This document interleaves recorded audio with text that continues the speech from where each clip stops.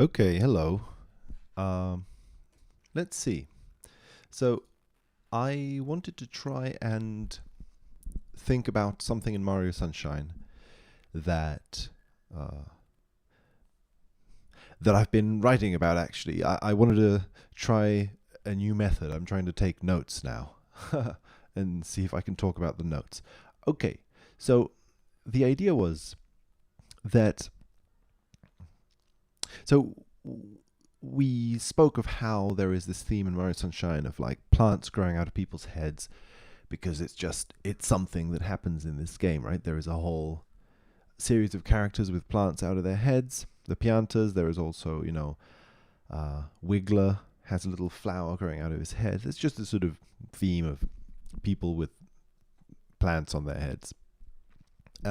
And I was thinking there are three instances of this that appear in the game that I find very intriguing because of their like similarity. One of them is it happens on Gelato Beach, and it it is the theme of how do I say it, of there being okay, an opening on the top of a building where plants, flowers, fruit, things of that nature are. They are on the top of a building, right? Because in that level we get the what you call it, the watermelon festival, and the watermelon festival is this level where Mario is driving a little watermelon down into the hut and puts it on the hut's sort of head at the top, and it gets scrunched up into a smoothie or something. So it's a building, it's a roof, and there is a fruit on top, and then this fruit gets sort of like it's not only on the top of the building, you see, it falls down into the building through a hole on the roof. Okay. I find that interesting because it seems to be something that recurs. Again, as I said, the other example of this is P.T. Piranha in Bianco Hills is a flower on the top of the building of the windmill, in this case, right? It's whirring around and round, and Peter Piranha's on top and falls down into the building. So a hole in the roof opens up, and this flower that was on top falls through the roof.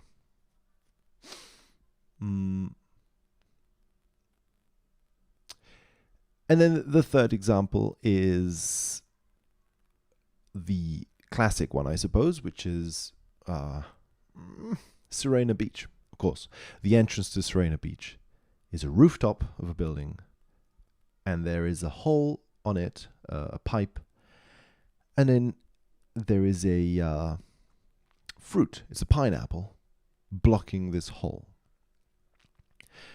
When that pineapple disappears, you can fall through the hole into the building and therefore into Serena Beach. So I just wanted to bring these three up because I feel like they paint some sort of a picture. They're kind of speaking about the same thing, I feel. On the one hand, one thing we can say about it is, let's say, that the windmill is something that spins round and round, and the fruit grinding machine is also some sort of a, what you call it, like a propeller thing that destroys fruit. So it's these sort of circular spiral motions are on the top of the building that go down. Well, the windmill doesn't go down. Okay, but still, it's some sort of the idea of a building at the top of which there is some sort of a circling thing that goes round. And then for Serena Beach, it's not the same, but I just thought that the tube, the pipe that you go down, is a classic sort of Mario object that goes round and round, in the sense that when you enter into it, the whole screen sort of goes it sort of turns in a spiral motion, signaling like the fact that you're descending down the pipe.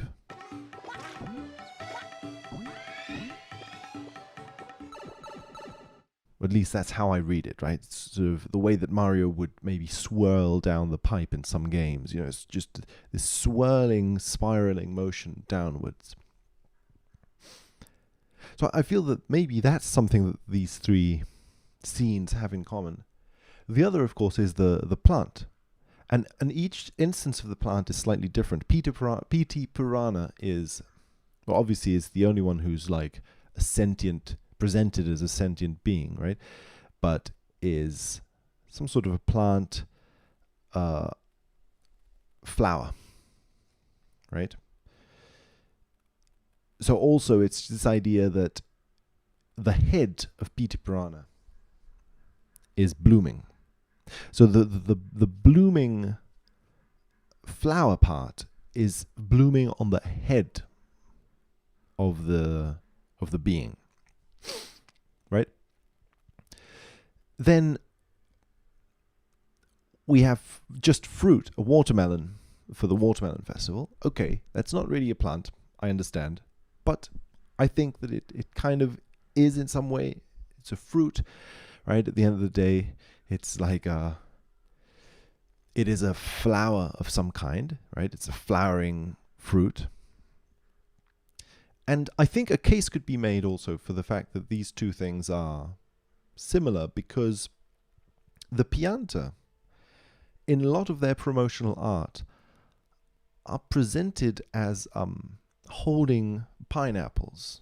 That's a lot of the promotional art for Piantas. A lot of it, like maybe 2 of the promotional pictures of Piantas, which, you know, I don't think there are that many promotional art things of Piantas.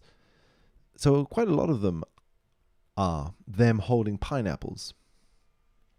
You know, why not the other fruits? Why not them holding something else? I feel that these promotional artworks are playing visually with the similarity between the pineapple's leaves that extend out of the pineapple's top and the leaves that protrude out of the Pianta's heads. I think they're playing with that similarity of, like, look, I'm a Pianta, but I'm also kind of similar to a pineapple. I think that's like, I don't know, maybe it's supposed to give like a summery feeling of this island, Isla Delfino, is so summery that even our hairstyles are like fruit. Like we are like summer fruit in itself. We like represent summer itself or something. I don't know, but in any case, I really feel like would make a case that these promotional artworks are focusing in on pineapples and therefore and bringing out the similarity between the top of the Pianta's heads, the plants growing out of their heads, and pineapples. By extension, they are connecting the top of the head's plant with fruit, right? So it's not just a flower. It's a flower, but it's also, I think, fruit. I think that the way the game plays with fruit and all the different varieties of fruit that Yoshi can eat and so on, is also sort of drawing connections of this kind, I think. So then almost to sort of drive this home, you could say that the pineapples seem to be central. It's not just that the promotional art shows the Piantas with pineapples. It's that, again, the pineapple is mm, I think very closely associated to Yoshi in this game. Yoshi in a lot of the places where you use Yoshi, in Serena Beach, for example, I think that pineapples tend to be like one of the main fruits that you find to wake Yoshi up. And I think even I'd have to check, but right, exactly. It's what I remembered is that Yoshi in Serena Beach will only accept pineapples. That's the only fruit that Yoshi accepts. And it's the only fruit that's not on sale in the store. So Mario has to go on this big trek to find it. So the fruit is being somehow highlighted in that area, right? It's the fruit that gains you access into it, and it's also the fruit that wakes Yoshi up in it. So in any case, I think that the pineapple is being highlighted, and I suppose I wanted to say this simply because it means that I think there is some association between the flower on the head and fruit. Anyway, so then, what are all these scenes doing? The scene of Peter Piranha falling down a hole in the roof, the pineapple on the hole in the roof, and the watermelon on the hole on the roof. Well, see, I think that we can, if we can associate the fruit or flower on the top of a building with the fruit or flower with the top of on the top of the head of the piantas, then we can draw certain conclusions. And I think that we can do that through a weird sort of circular motion, because the island itself is echoing constantly this theme of having something on your head, right? Because, of course, plants are not the only thing that are on top of people's heads in this game. You have crowns, because the shine sprites are crowned with like a king crown. So that's already echoing the head again. And the Isle Delfino has a volcano on the top, on Crown Mountain, on Corona Mountain. There is a volcano. So basically, I think that all these themes of having something on the head are kind of the same. And it suggests then, you see, that what you're doing on Isle Delfino, what are you doing? You start on the dolphin's head, which is, Plaza, Delfino Plaza. And then you go down, down, down, down, down to the tail of the dolphin. And then you go up, up, up, up, up again to the top of the head. So you see, you're going down and then you're going up. You're going down from the head to the bottom, and then you're going from the bottom up to the top. You're doing this circle. I think you're sort of showing that the top and the bottom are connected. You're showing that you can circle around from them. They look like completely separate positions. The top is the top and the bottom is the bottom. They seem like polar opposites, like yes and no, whatever. But you're showing that somehow they are connected, that you can circle around through them, that they are somehow the same thing. And you see this also in Pinner Park. So you get down to the bottom, the tail of the dolphin, and that's where suddenly Bowser Jr. flies the whole sort of operation to Corona Mountain. So you get down to the bottom, you meet Bowser as robot, and then all of that stuff gets flown away towards Corona Mountain. And then you, Mario, go, oh, okay. And then you go towards Corona Mountain too, following them, supposedly.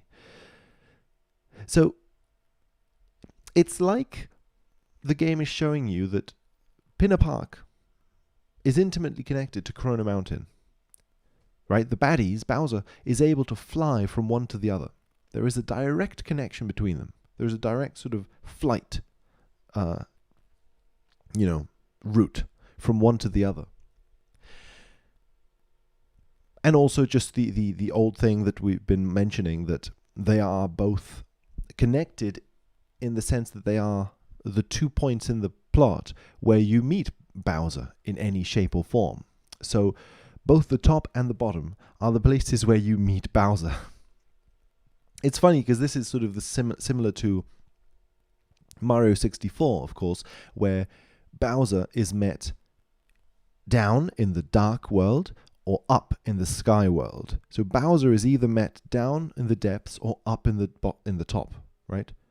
The snake is either up on the top or down in the bottom, and you meet it in both places simultaneously. Like you're able to connect those two spaces, the top and the below, in some way, I think. So it's like this game, something similar is happening. You're doing this thing, and I think again that this is why the buildings are doing this stuff. The buildings are also showing that the top is connected to the bottom. That you reach the top of the building and there is a flower blooming there. But a hole opens up that makes it all fall down to the bottom. So then you're like, okay, so somehow the top is connected to the bottom. Right? You can go from the top to the bottom. It's sort of showing that, I think. Yeah. Just as, with the dolphin itself, you're showing that, because the dolphin is a body as well, you're showing that you can go from the top of the body to the bottom, and then from the bottom back to the top, and connect all those areas. So then the idea would be, I suppose, what is the flower or the fruit? And why does it bloom in the head? Right? There is some way in which the fruit, the flower, is blooming on the head, and is the way in which you connect the top and the bottom. Like somehow you don't enter through the bottom and then reach the top. You enter through the top and then reach the bottom. So the top is like the entryway to this connection that connects them both. And is here shown to be a fruit, a flower, something like beautiful of this sort, I suppose. Maybe that's it, right? Maybe like beauty or pleasure or something is the entryway, but then pleasure, and this would sort of connect to some of the themes in the game, right? Flower, fruit, it's sweet, it's beautiful, it smells nice, right? It's beauty. And this game does have this sort of theme of piranha plants, like Venus traps. There's a lot of piranha plants in the Mario series as a whole, which maybe would act as a metaphor for this sort of like the way that piranha plants operate usually, which is it's a beautiful, nice smelling flower, which like insects go towards, but then it also kind of like devours you. Once you're there, it devours you and takes you down to the depths. So it's pleasure or beauty, which is the entryway. That's what would it lures you towards it. You go towards beauty, right? And then beauty takes you down to the depths. But you realize that the depths were connected to the beauty, and you come back up. You're like, oh, okay, these two things are not separate. So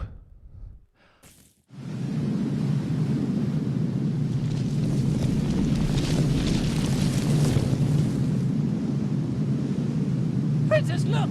On the statue's head! Okay, I suppose these are some of the themes I wanted to explore in this video. I don't know, hope that's okay. Yeah, hope you enjoy it, and see you. Goodbye.